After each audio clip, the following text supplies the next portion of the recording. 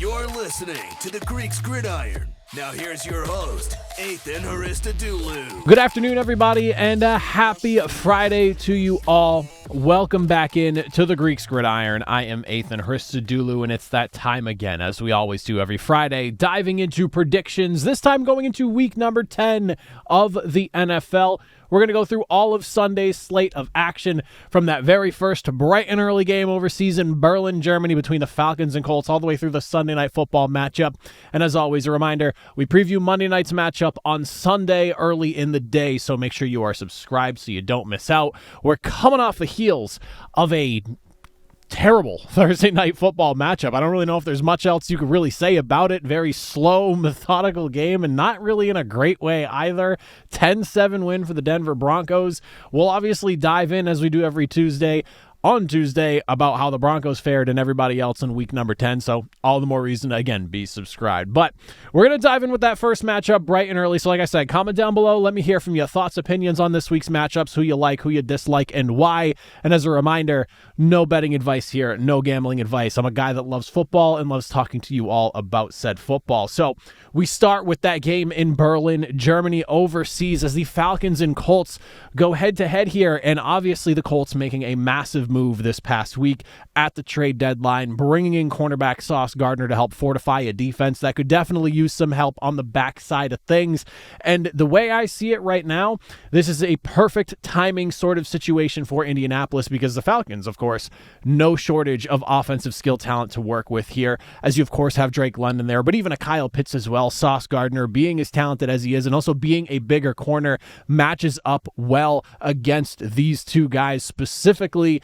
And honestly, I don't think the Colts could have picked a better time to really bring him in, especially with the games being overseas the way we've seen things play out. Defenses tend to win out, so giving yourself a little bit of a boost in the back end of that secondary, not a bad idea by any means. And of course, like I mentioned, Drake London, unbelievable standout wide receiver, sitting right now currently as it stands, 47 receptions, 587 yards, ninth best in the NFL, with 5 receiving touchdowns to go along with it. He reminded everyone last week just why a lot of people consider him amongst the top 10 or so within the NFL in terms of wide receiver discussion.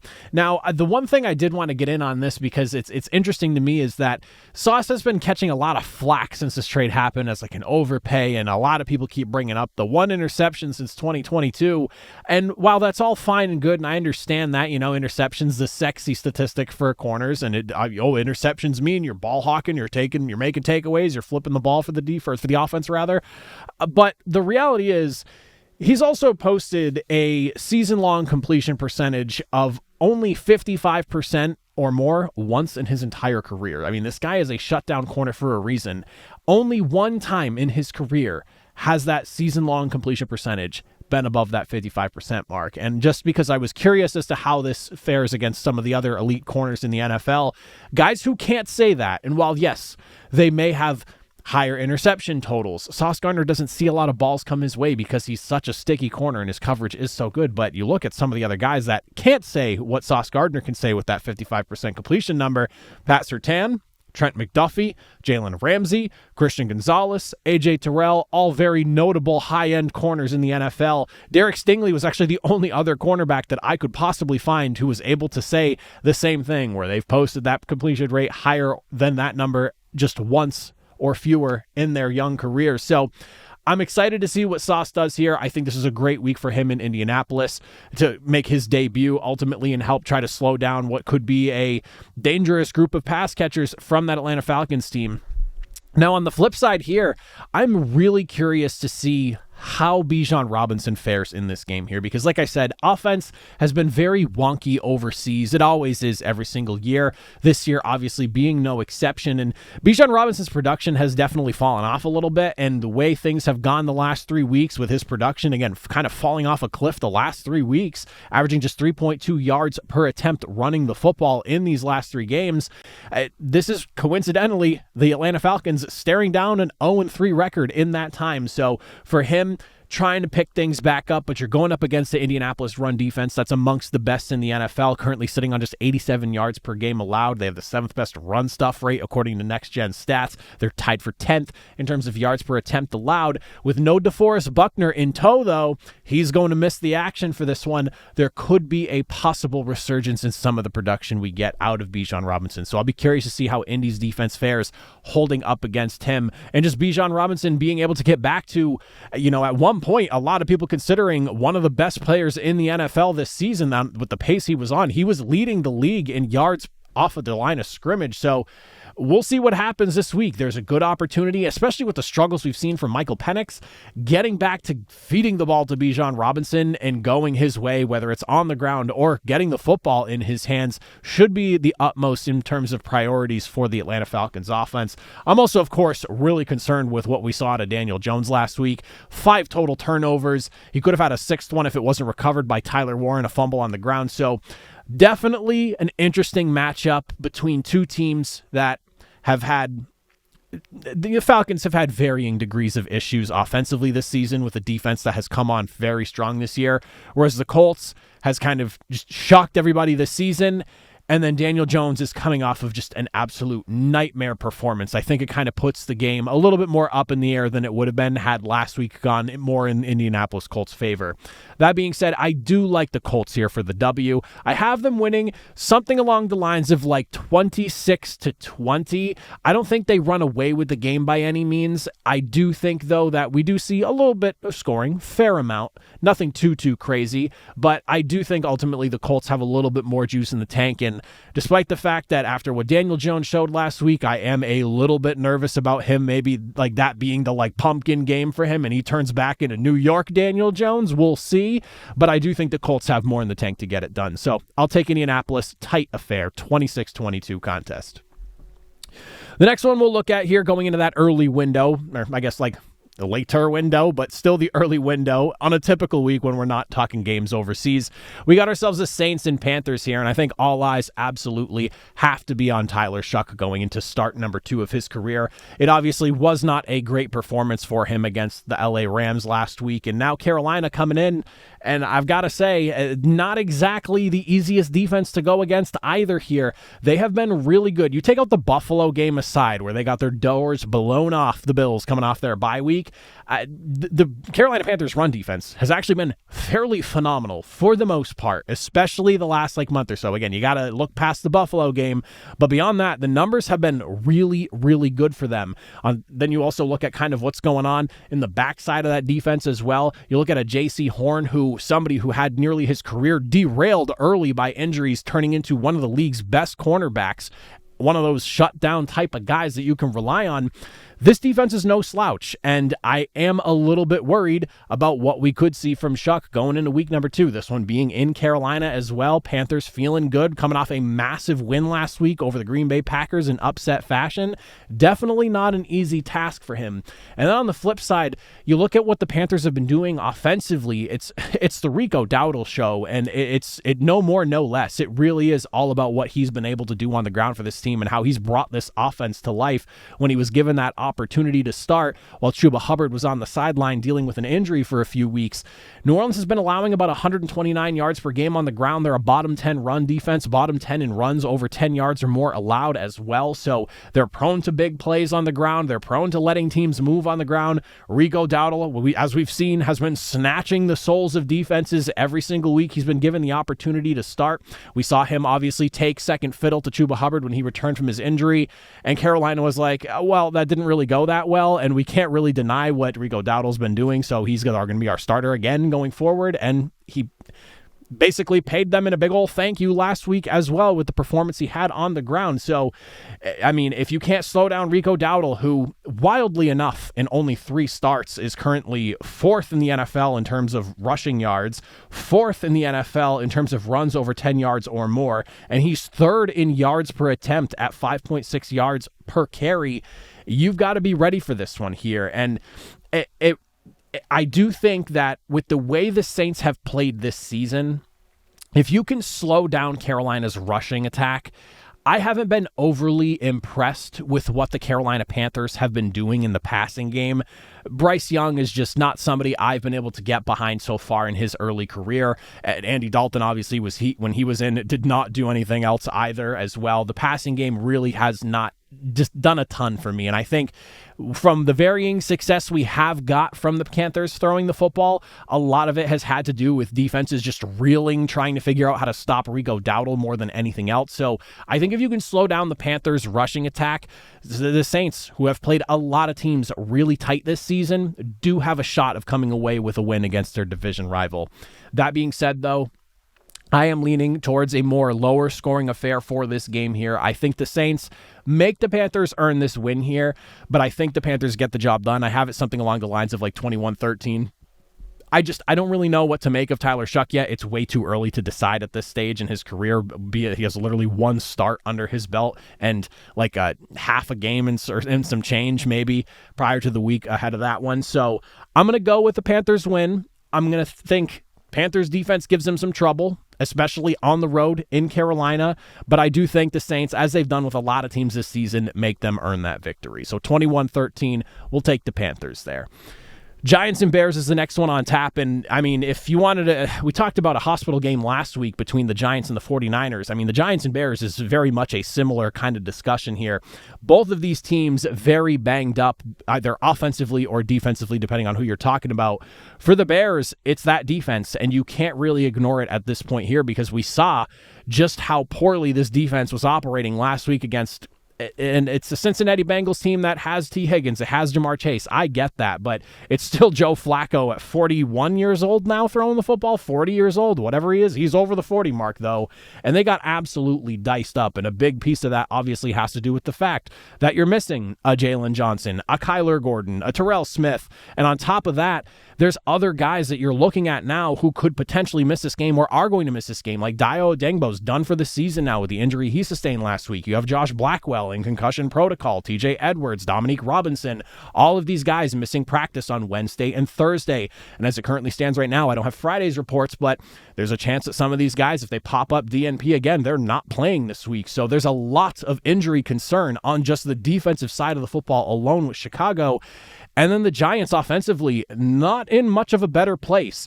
I know you're obviously missing Malik Neighbors. You have been for a while. Cam Scatabo obviously went down a few weeks ago as well, so you're missing two key playmakers to the offense. The O-line has been a little bit banged up as well. John Michael Schmitz could be missing this contest. So both of these sides do not come in here in the healthiest of manner by any means. And I do think health between those two sides of the football for those teams, be it the Giants offense and how they fare against that Bears defense, could really dictate what the outcome of this football game looks like. On the other side of it, I'm also just looking at the Giants' ability to disrupt Caleb Williams, because this is something that I have such a weird conflicting feeling for Caleb Williams' game right now. He's really good in certain spots, and then there are other certain situations that you look at and you go, who was that ball supposed to be thrown to? Or like, what kind of decision making was that? It really is captivating watching Caleb Williams play, because the amount of times I've seen him roll out of the pocket and fire an absolute laser beam to a receiver, and it's some of the prettiest throwing motion, like just from release of the hand to the hands of the receiver, some of the prettiest throws I feel like I've ever witnessed come out of a quarterback's hand. And then you have those mind-numbing situations where you see the ball go 5-10 yards beyond where it's supposed to be. It's just a complete overthrow out of bounds. You're missing a wide open receiver. It's very hot and cold. And with the Giants right now, the defense kind of reeling the way it's looked recently. There's also the chance that you're missing a Paulson Adebo or a Chauncey Golston here, so secondary and the pass rush obviously being affected there. I will be curious to see just how much the Giants, with a defensive front that's a pretty solid unit to this point here, being able to disrupt the quarterback, how they could maybe get Caleb Williams uncomfortable and force him into some of those errant throws that we've seen from him. So this one's definitely not the simplest of games. There's obviously, I think, a clear favorite as far as the two teams go when you look at the matchup itself, but being in Chicago, being that I at least trust the Bears offense a little bit more, I'm genuinely concerned about how this defense holds up. And I do think Jackson Dart, for somebody who has been able to find the end zone what feels like 3 times or more almost every single week in some shape or fashion, has been getting to the end zone. I do think he can take this Bears defense to task a bit, but I ultimately think I'm going to side Chicago, and I'm taking them something like 27-21. I feel like you get, in some way or form, you see another 3 scores, if not maybe 2, coming from Jackson Dart himself on this Bears defense with just how banged up they are. But ultimately Chicago and the opportunity that they have at home here, I think they come away with the victory. So give me the Bears 27-21. Good entertaining contest. I think the Giants kind of make them fight for it here, but Chicago is the better team and in a far better situation as I currently see it, and I don't see why the Bears couldn't walk away victorious in this one. Now we'll look at the Jaguars and Texans. Man, this is one of those matchups that I do not like because AFC South football is so weird where no matter what team is going up against another within that division, you could have a team that has 1 win going up against the best team in that division with however many wins they have that season, and they're running away with things. It does not matter. The better team feels like it always plays down to the lesser team in AFC South football. It never makes sense to me, and this is another one of those situations. You come into it, Jacksonville, 5-3 record. They look like they could potentially sneak their way into the playoffs. However, I do not trust what I'm seeing on the football field from Jacksonville. And you have a Houston defense that's coming in right now, and they are a problem for offenses to deal with this season. You look at the numbers and where Houston stands right now. If they were getting better offensive play, this is a legitimate Super Bowl contending type of team. That's if you're getting competent offense. Obviously, record does not say that. The defense, though, has been lights out and has put a chokehold on basically every offense they've seen so far this season. They're first in points per game allowed. They're first in total yards per game allowed. They can stop the run. They can stop the pass on any given series. They are a top, I believe, 5 unit for both. And if not 5, it's like 6 or something like that. I forgot to write the number down, but they are a top end unit against the run or the pass each and every single week. On top of that, they're one of the best teams when it comes to taking away the football, and they have multiple turnovers forced in 3 of their last 4 games right now. And every loss that they have is a 1-possession loss where the offense just simply was not helping them out in a game where the defense was keeping them in it to the very end. You could literally look at as recently as their game against the Broncos. It's one of those things where they just need semi-competent offensive play, and this is at least like a playoff team, like a fringe wild card type of team, and they have the chance to get themselves in a position to do so because we've seen a little bit of uptick from the offense, but ultimately the defense has been lights out. And the way Jacksonville has played, you look at just how they fared against the Rams a few weeks ago. Really good defense with a really good pass rush.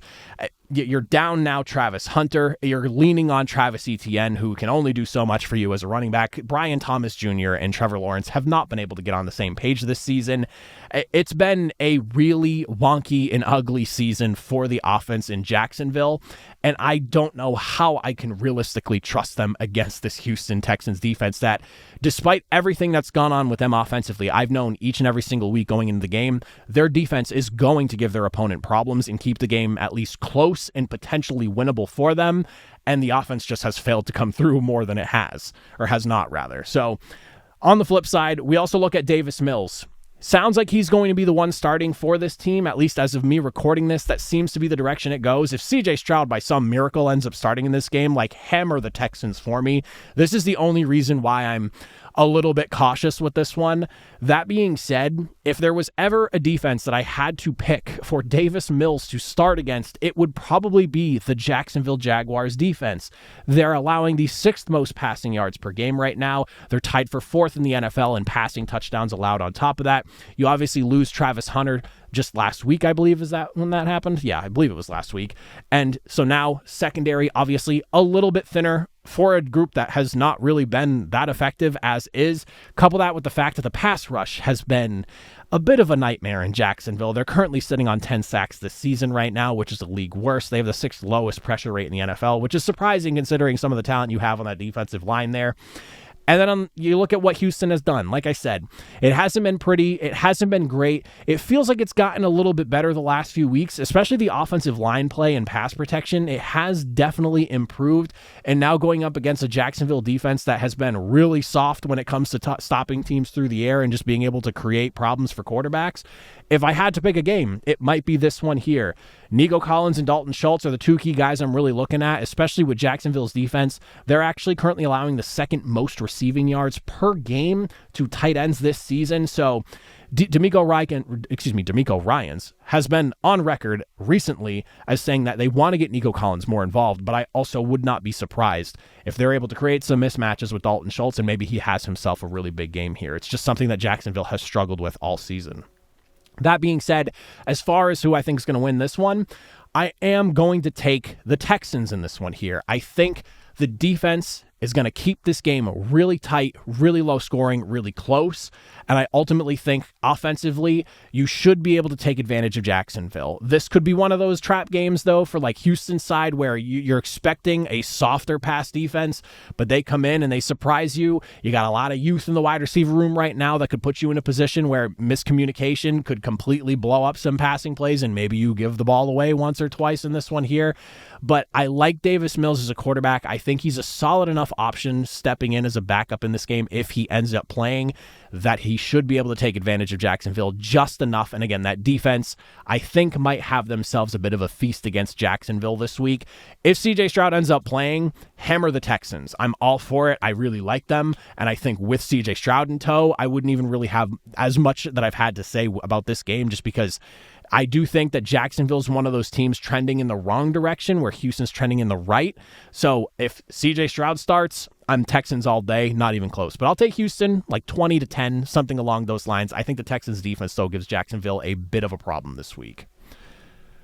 We'll look at the Dolphins and Bills now, and I don't really have a ton on this one because you go back to how things played out the last time these two teams played, and I will say this, that ultimately, Miami is one of those teams trending just in the, I kind of just said this about the last game too, trending in the complete wrong direction. Whereas when you look at Buffalo and where they currently stand, trending in the complete right direction. I could see Buffalo possibly running away with this game. However, I do think that Miami found a solid game plan the last time they played Buffalo, that if you just kind of rinse and repeat, you give yourself a chance to win this football game. And what that game plan was ball control, limit Josh Allen's possessions, run the football. They found success on the ground. They limited the possessions of Josh Allen. You ultimately lost a really tight football game on Thursday night. That being said, now, when you look at this one here, it being in Miami does complicate things a little bit, and I actually just noticed my graphic is actually flipped on this one here. It's supposed to be Buffalo versus Miami, so excuse me on that one. That's OCD kicking in right there. I can't believe I did that. But ultimately, with what I'm saying, it being in Miami, a little bit hotter, a little bit more humid, maybe something that Buffalo's not accustomed to, maybe that winds up being a little bit of an issue, but ultimately, Buffalo, where they currently stand, should be able to put this one away. That first contest was too close for comfort. I think coming off the bye week, this Bills team has been very motivated, and something in my gut is just telling me Bills statement win. You know, they're doing their thing. We know that the first time around this game was a lot closer than we wanted it to be. Just don't be surprised. Miami has a good backfield. If Tua's on schedule, the offense is very much still serviceable, even if it is like Jalen Waddle as their lead guy without Tyreek Hill. But I still think the Bills get the job done here, and I think they ultimately win 27-17. Good contest. Maybe one of those things where Bills are up a score, they ultimately pull away. You know, like 2017, they hit that go-ahead touchdown, or, you know, they're sitting on a 24-17 lead, kick a field goal, kind of put the game away type deal. But I still envision Buffalo with a fairly comfortable victory here that Miami's trailing for the most part. We look at Ravens and Vikings now. This one, very interesting contest because you have a Vikings team coming off of a game that surprised a lot of people. I don't think anyone pinned Minnesota to upset Detroit last week, but sure enough, here we are as Minnesota stands 4-4 after knocking off their division rival. Meanwhile, the Ravens, 3 straight weeks now, this defense in Baltimore has looked damn good. And it's the big reason why I think this team is going to turn things around in this back half of the season, as they've already kind of started to do so. Baltimore certainly hasn't excelled at running the football a ton this season. It's been a very tough year for them, especially minus Lamar Jackson. A lot of defenses to really key in on Derrick Henry. But when you look at what's been going on the last 3 weeks, you might have a little bit of a, okay, maybe they're starting to figure it out type of moment. Derrick Henry in the last 3 games sitting on 122 yards versus Los Angeles, 71 yards versus Chicago with a couple of scores of touchdowns there. And then you also had yourself 119 yards versus Miami. So it does feel like you're finding a little bit of momentum in the running game for Baltimore. Couple that with the fact that now Lamar Jackson's back in the fold. You didn't really see him run last week against Miami, but I do think as he gets further and further removed from that hamstring injury, it's one of those things where we'll start to see Lamar of old and that willingness to run with the football, maybe get back to more of the read option stuff that they like to do there, and ultimately cause some serious problems for defenses. That being said, Minnesota's run defense has been a rocky unit, but they've had some highs and an ugly low over the last 3 weeks. You look at 45 yards allowed versus Philadelphia to the 207 they allowed against Los Angeles, and then back down to 65 yards against Detroit. I think that's a very interesting group of teams to have so much varied success with. Like Philadelphia, you have Saquon Barkley. Detroit, one of the best 1-2 punches in the NFL in David Montgomery and Jahmyr Gibbs. And then the Chargers, oddly enough, employing, Kamani Vidal, I believe, the leading running back for them right now, because they're dealing with a banged up running back room right now. So really interesting stuff there, but it seems like Minnesota might be starting to figure it out in terms of stopping the run, because they have struggled with that for a large majority of the season, but it feels like they're finding their footing. I'll be curious to see how much success though they have this week against Baltimore and Derrick Henry. On the other side, we got to look at J.J. McCarthy, because last week it's a wild week. Like, you look at the box score and you go, what kind of game was this? Because the yardage isn't there, but you're looking at 3 touchdowns. He did have a turnover.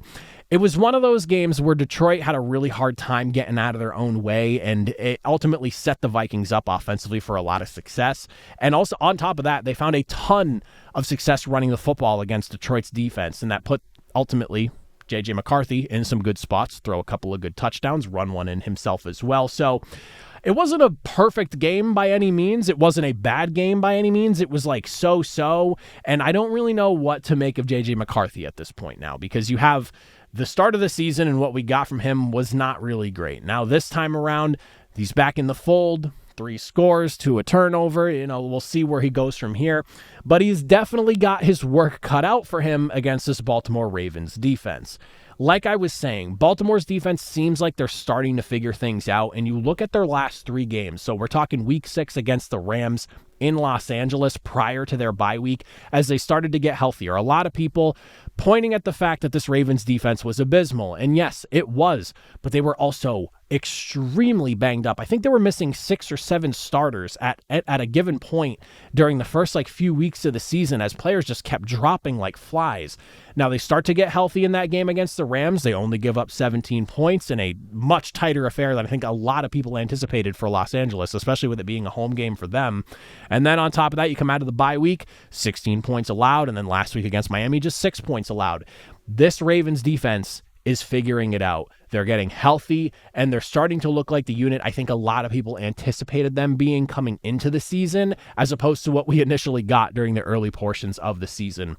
I am expecting this Ravens defense to make life hell for J.J. McCarthy in this one, but I do still think you have enough talent in Minnesota that you'll probably get away with a few scores in this one. So I am taking Baltimore for the win on this. I have them winning 24-17. I have a lot of respect for what Brian Flores does and the way he's able to attack offenses defensively. He's just a mastermind at what he does, and the way he loves to send blitzes and how crazy they can be is it's a fun thing to watch. So a lot of respect for what he does. I think he can give the Ravens some problems, but I do think ultimately the Ravens should be coming out on top on this. They are the better team, just from roster construction wise. Quarterback head-to-head matchup I'm going to take. Running back head-to-head matchup I'm going to take. Obviously you have Justin Jefferson and Jordan Addison over there, so you give the edge to the wide receiver room Minnesota.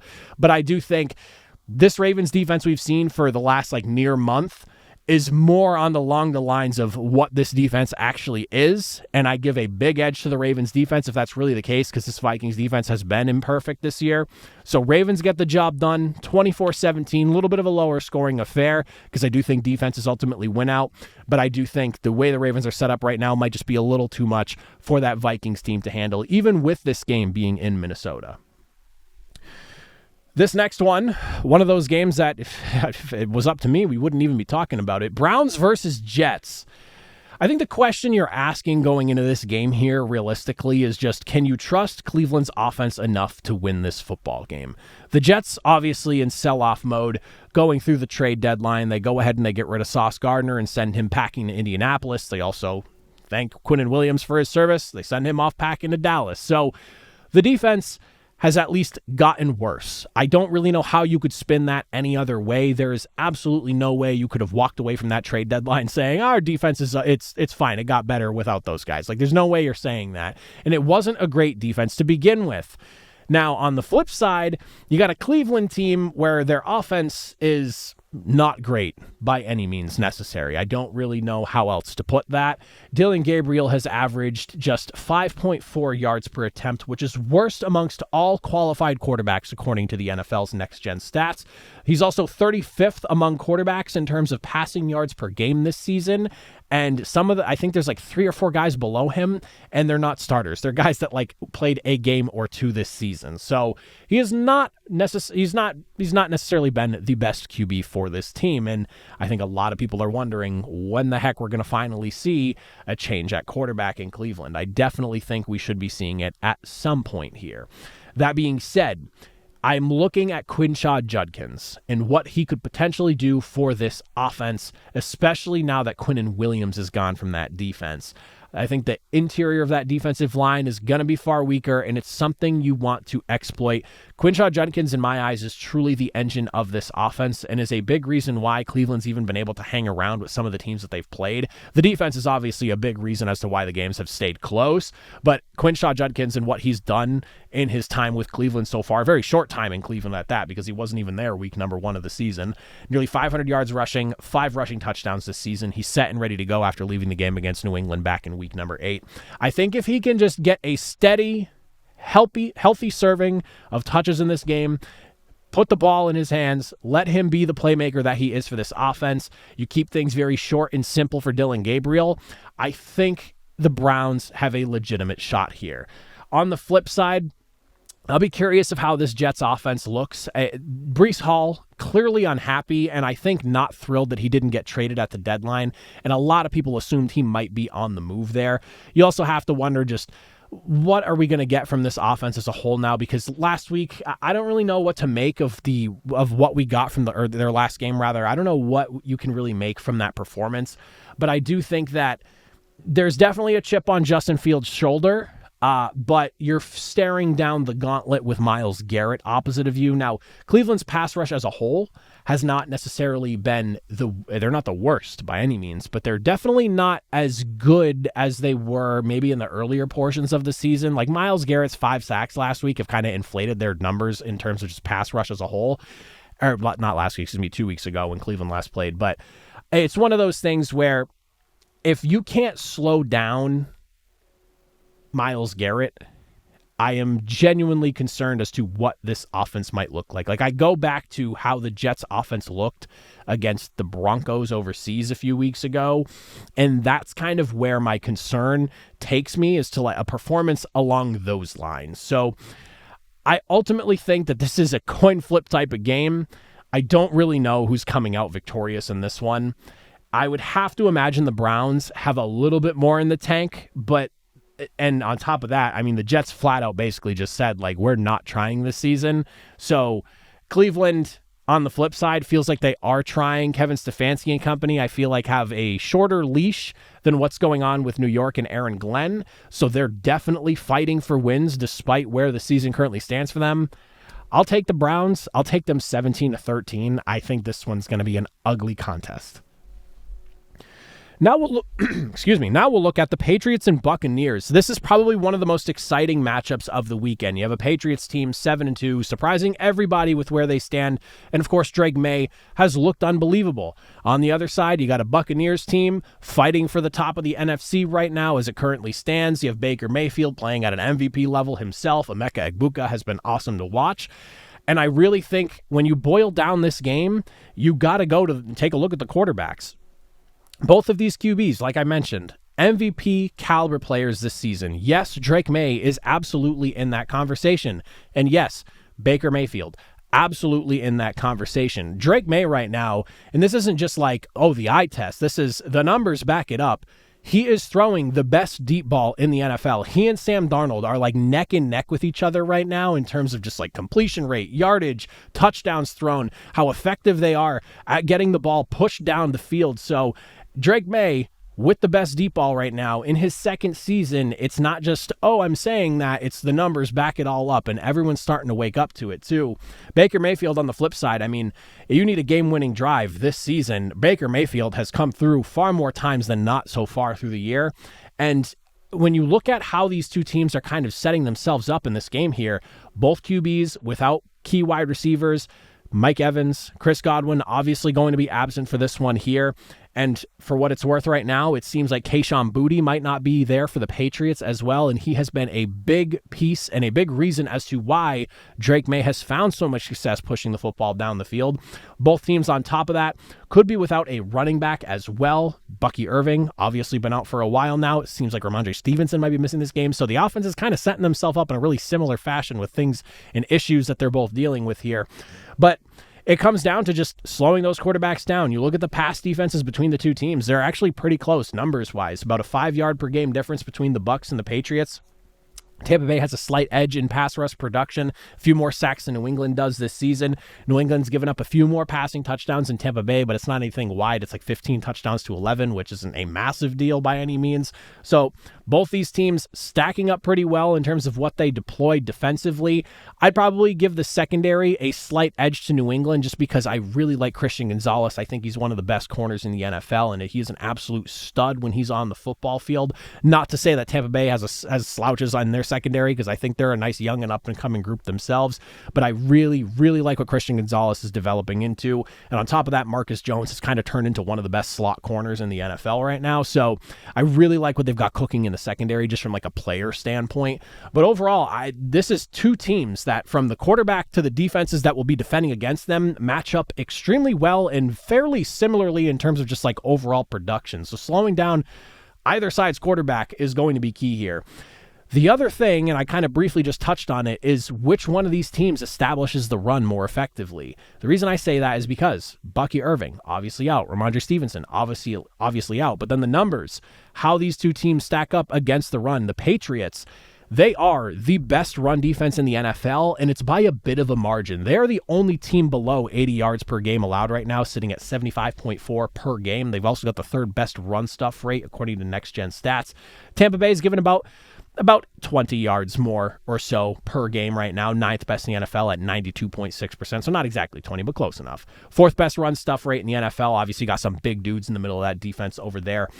I think that the way this game kind of shakes itself out, I'm expecting some quarterback dominance here. I think that Tampa Bay at certain times has been prone to letting quarterbacks move, and we've also seen the Patriots be imperfect defending the pass as well. It's gotten better since Christian Gonzalez returned, but their pass rush is not really there, and if you're not pressuring Baker Mayfield and you're not making him uncomfortable, he's going to have success. He is one of those quarterbacks that if you're not going to make him uncomfortable, he will absolutely make you pay. And whether it's with his arm or taking off with his legs, and you could say the same thing about Drake May, it is one of those things I am worried about.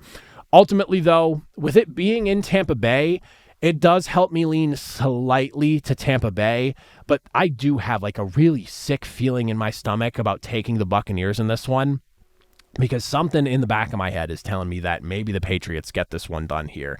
I am going Tampa Bay.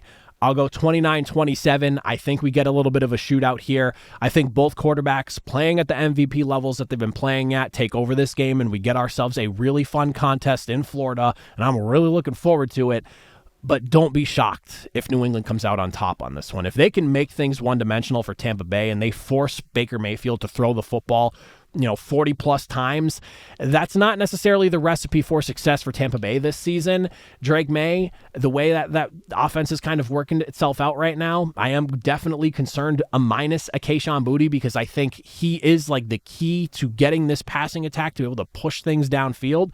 So both sides, I have my concerns, but I think the Buccaneers get it done again. 29-27, really exciting affair between the two teams here. Two top teams in the NFL at that. Cardinals and Seahawks, Jacoby Brissett. Sounds like he's the starter going forward. Kyler Murray is going on IR. He's going to try to figure out his turf toe situation here. And I've already seen the jokes. I've already seen the memes regarding, the new Call of Duty's coming out soon, and there's no way we're going to see Kyler Murray again this season. No comment on that, but, it's certainly out there. It is certainly out there. That being said, you have Jacoby Brissett coming in, and you're going up against a Seattle defense right now who is amongst the best in the NFL when stopping teams, just in general.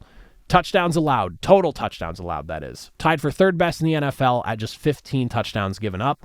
Also allowing about 19 points per game right now this season, fifth best in the NFL. They're also the second best run defense in the league behind the Patriots. Again, the number sitting at about like 85 and some change. Arizona is definitely going to have a hell of a time trying to run this football. I don't anticipate them having a ton of success on the ground, and that's where I think they are going to have to lean on Jacoby Brissett, who, surprisingly enough, has actually elevated the passing attack of this Cardinals offense. I genuinely think that Arizona has looked better throwing the football in the 3 games that Jacoby Brissett has started for them than when Kyler Murray was under center. And it's one of those eye test things, but also like the numbers kind of speak for themselves as well. Seattle, as it currently stands, ranked 18th in the NFL in terms of yards per game allowed. And like I said, Jacoby Brissett, 6 touchdowns, an interception, and 860 yards in his last 3 games. And Marvin Harrison Jr. came off his best game best game of the season last week with 7 receptions, 96 yards, and a score. Season best by far. I think that, they could definitely test Seattle. I go back to like their game against Tampa Bay, and we saw the way, and obviously Baker Mayfield and the Buccaneers and what they've been doing in the passing attack is really impressive stuff. I don't know if I would put Arizona and Jacoby Brissett in that same conversation, but the success that they've had throwing the football is certainly there, and we've seen that Seattle can be prone to letting teams move the football through the air. On the other side, though, you look at the Cardinals, and I genuinely don't know if they have an answer for what Sam Darnold and Jackson Smith-Njigba have been doing together as a combo. JSN's running away with best wide receiver in the NFL conversation right now, in my personal opinion. 948 yards, 58 receptions, 4 touchdowns, and it's the 16.3 yards per reception that are just absolutely blowing me away. 73.4% catch success rate as well. He basically catching 3 out of 4 balls sent his way. Not bad by any means. Sam Darnold on top of that, with the way he's been playing, top 10 in passing yards, passing touchdowns, completion rate. He has the 3rd best passer rating in the NFL. He and Drake May, like I had mentioned earlier, lead the league in the NFL right now in terms of deep passing completion rate, and they also both boast a whopping 150.6 passer rating when throwing the football 20 plus yards downfield. That is insane. And on deep balls, Sam Darnold is averaging 25.6 yards per attempt when he's pushing that football downfield. That is the best by a couple of yards to Drake May, and then there's like a steep drop-off between them two and everybody else. So, like I said, Sam Darnold throwing the deep ball with the best of them. He and Drake May are the 2 guys right now that are kind of fighting for that conversation as it currently stands. And I am notably not a Sam Darnold guy. I have not been a Sam Darnold guy since he started making that resurgence last year in Minnesota. I will say openly, and I will acknowledge, I have been eating my words as he has so much success over there in Seattle. They've done a great job protecting him. And that's another thing that I'm not too sure about Arizona with their ability to rush the passer and how they're going to be able to get to Sam Darnold to prevent him from doing what he's been able to do. It doesn't even matter that Cooper Kupp might not be available in this game because Jackson Smith-Njigba is basically all Sam Darnold needs to throw the football effectively this season. So I do like the Seahawks in this one, which is the short of it. I do think that they get the job done, especially at home in front of the 12s. I really like what Seattle does. Division rival matchup, though. I don't think they run away with the game by any means. I think that Arizona might hang around a little bit. But also with the way that they're looking right now in Seattle and coming off of absolutely smacking the Commanders around, I wouldn't be shocked if there's a blowout, but I do think that Arizona hangs around. So I'll take Seattle 28-20 for the win, mainly because I just assume division rival matchup, NFC West, maybe it's a little bit closer than you'd anticipate. But if Seattle blows them out of the water and they run away with this game, I also wouldn't be too surprised. This next one, we got Rams and 49ers, and this is an interesting one because, once again, Rams are favored, this time on the road, and they were favored the last time these two teams played, but the 49ers came out with a massive 26-23 upset here. Rams turning the ball over twice, and that first quarter and a half of football was just not great for the offense, and it set them up behind the 8-ball far too much too early, and they just could not overcome. Now, the way you look at this game right now, the first time around when they played, 1 sack, I believe 9 pressures was the number on Mac Jones. It might have been slightly higher than that, but Mac Jones sat back and dealt in that game, and he had no reason to really be worried about anything. You look at where LA is right now with the way they're able to rush the passer. They have got to get after Mac Jones and just make him uncomfortable. They're currently sitting on 3 sacks in their last 3 games, or 3 sacks or more, in their last 3 games, sitting on a total of 12.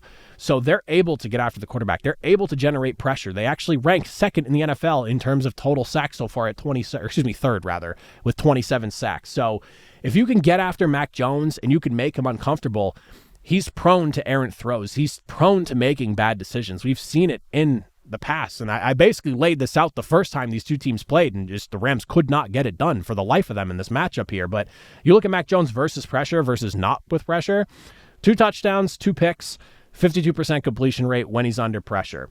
When he's not under, and that 337 passing yards, we'll throw that number in there because it's a stark contrast from the other. Mac Jones, when not facing pressure, 8 touchdowns, 3 interceptions, 1,400, basically 1,500 yards, and a completion rate of about 72%. You give him time, he's got great touch, he's got good accuracy, he'll put the football where it needs to go. It's up to the Rams to disrupt what he's doing. Mac Jones torched them the last time they played for 342 passing yards. It's one of the worst games that passing defense had all season long. Kendrick Bourne had himself a wild game, and I think it was his first game with the 49ers this season, if I'm remembering correctly, or maybe I'm wrong on that, but I think that's what it was. 142 yards, and then Christian McCaffrey also gave them a bunch of problems as a receiver as well. It wasn't even on the ground, it was catching the football. So it's got to be get after Mac Jones, make him uncomfortable, force him into that bad decision-making that you can obviously force him into. The other thing here, and it's been a little bit of a process, but it feels like they've all kind of figured it out now, and this is something with a bruised and battered defense in San Francisco. I'll be curious to see how they fare. I do not know if the 49ers will be able to slow down Matthew Stafford to Puka Nacua or to Devontae Adams. Puka Nacua came back last week, basically didn't miss a beat. 7 receptions, 95 yards and a score. Welcome back Puka Nacua, doing Puka Nacua type things, getting the ball sent his way plenty of times, catching passes, scoring touchdowns. Devontae Adams is on a bit of a hot streak right now. His yards might not be explosive by any means, but he's sitting on 5 touchdowns in the last 2 games alone for 8 touchdowns on the season so far. And there was a while where he was just, streaking, getting a touchdown a game, had a couple of games where he didn't score. And then ultimately the last 2 weeks, things have just kind of really opened up. And combined between the two of these guys in the first game around against San Francisco, 15 receptions, 173 yards, and a touchdown. If they can find that and then some with a now even more banged up defense, like the defense was not healthy by any means the first time they played, but now you're also missing a guy like a Michael Williams who went down last week. Fred Warner was in the football game the last time these two teams met. He will not be there this time around. You're going to lean heavily on some of those other guys that are still left in that defense to step up big time and make some plays. And I mean, you look at like Diamador Lenore, he is obviously turning himself into one of the best corners in the NFL, and it's really fun to watch for them, but I don't really know how San Francisco goes about stopping what has kind of turned into one of the more elite 1-2 punches at wide receiver. It's kind of turning into exactly what the Rams wanted it to, where Devontae can kind of be like a red zone threat for you and make some big plays and some good contested catches. And Puka Nacua is just the guy that you absolutely feed the football to. So I do think I'm going to go Rams this time again. I took the Rams last time, did not see the upset coming, and I definitely can see the possibility again because for whatever the reason may be, the Rams struggle against the 49ers. Sean McVay and Kyle Shanahan's head-to-head record leans very heavily in favor of Kyle Shanahan, so I'm going to take the Rams. I can see the upset absolutely happening as the Rams are favored once again, but something tells me these two teams are in slightly different positions right now with just health on the defensive side of the football in San Francisco, and I think the Rams might be able to overcome that this time around. So give me the Rams 27-24, tight, contested victory between the two teams. We'll look at the Lions and Commanders now. This one here is really just about that offense and how they're going to fare minus Jaden Daniels, which, crazy enough, we got some pretty interesting news that it sounds like no structural damage, no surgery, and no IR for Jaden Daniels after watching his arm basically make a right angle the wrong way. So I guess we'll see what happens with that, but I genuinely cannot believe that his elbow is okay. How's it even possible? I don't know. Not only, though, do you not have Jaden Daniels in this game, Terry McLaurin's obviously back to being out once again, and Marcus Mariota, really solid backup. He's 1-2 as a starter for Washington, but he has stepped in and won some games for Washington last season, and he's been effective. You still have Deebo Samuel. You still have Ja'Cory Crosky-Merritt to work with. Obviously, Zach Ertz is a bit of a security blanket at this stage in his career. He's not by any means the most explosive tight end or anything like that, but he's a guy that you can trust in a tight situation and kind of dump the football off to in the middle of the field and find his way to get open. The problem is that it's been really inconsistent from Deebo, especially in the absence of Terry McLaurin, whether you're getting good games from him or not. Ja'Cory Crosky-Merritt has games that completely blow you away, and then he has games where you wonder if he was even on the football field.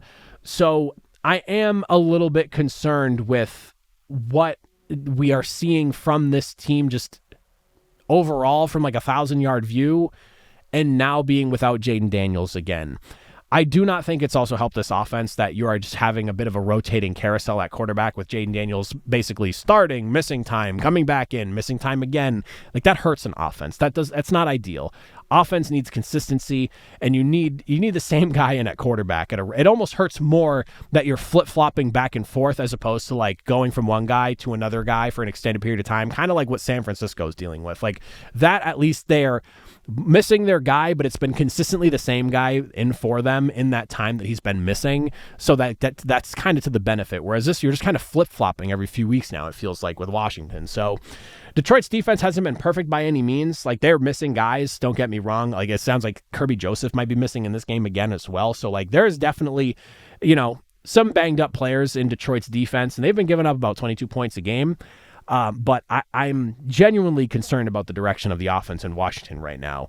And on the flip side, I mean, defensively, it felt like they got broken last week against Seattle. And unfortunately for Washington, Detroit's offense is very much one of those groups that can do the exact same thing that Seattle did last week. And I would not be too surprised if that winds up being a bit of a problem this week. Now, there is a clear formula to stopping Detroit. I feel like you look at their losses this year, and it's easier said than done, but it's pretty clear. You stop the run, you turn their offense one-dimensional. Their offense is not really built to just drop back and pass. It's built to wear you down and beat you up throughout the game. The run game ultimately sets up the play action, and that's where they really start to kill you deep. If Washington can just slow them down, I guess they could have a chance to keep this game close. But Detroit is a top 10 rushing offense in the NFL. They haven't been great against the run this season, so I mean, I'm not giving a ton of stock to the Commanders in this game, to put it simply. I think the Lions have a pretty comfortable opportunity to win here, and I'm looking at like a 31-17 type of dominating type of performance, especially with this game being it's two teams in wildly different directions. And we're getting to that point in the season where you start to see that be a big factor in how some of these games play out. Washington trending in the complete wrong direction, getting their doors blown off in primetime last week. Detroit, they're high right now. They're doing a good job winning some big football games. Yeah, they have some tough losses sprinkled in there, but they're still a really good football team. It's just one of those situations where, again, you have a team trending up, a team trending down, and you're at the point in the season now where it's not a mystery what these teams are. You kind of know what they are. So I think Detroit walks away with a pretty comfortable win. Like I said, 31-17. I think it gets a little bit ugly. And then finally, to wrap up, Steelers and Chargers, Sunday Night Football here. I know there was a lot of conversation about people wanting to see that Patriots-Bucks game get slid into that primetime window because we're in that time of year now where they can slide games around if they wanted to. But I'm not too mad about Chargers and Steelers, especially if the Steelers came away with a big upset victory over the Colts last week. I'm looking forward to seeing this game play out. Joe Alt being done for the season after getting knocked out last week, after returning, I think, the week prior, definitely a bummer. I will give some credit to the Chargers for going out and getting Trevor Penning to try and help fill that void a bit, but it's definitely one of those things where you look at Herbert's numbers so far this year when it comes to pass protection. He's been pressured 165 times, which is the most by 30, that's literally like a whole game or two's worth of pressures. He's also been sacked 28 times, which is third most in the NFL. Pittsburgh's pass rush has been a little bit of a hot and cold thing, depending on where you are in the season. You look at last week, though, 5 sacks, tons of pressure. They were able to get after Daniel Jones, and they made him pay for hanging onto the ball for too long. We saw TJ Watt come away with a strip sack. It's one of those things where it's just consistency has kind of been the biggest issue for Pittsburgh's pass rush. But when they're humming, they are humming. And like I said, they took the ball away 5 times from Daniel Jones last week, whether it was from getting the ball knocked out of his hands to the 3 interceptions that they also came away with. And again, TJ Watt, literal wrecking crew. Justin Herbert, when he's facing pressure this season, has also not been great. 7 touchdowns, 5 picks, and about roughly 48% completion rate. This could be a problem if Pittsburgh's defense, keyword if, like all caps, underline, boldface text, if Pittsburgh's pass rush comes ready to play in this game here. And with what the situation is looking like along that offensive line in LA, they could definitely have themselves a good football game. On the other side, if he gets going, I'm very curious to see if Pittsburgh's able to slow him down. There is definitely some concern to be had with this secondary right now, and I was pretty surprised. And this is also just I'm curious what the heck happened here.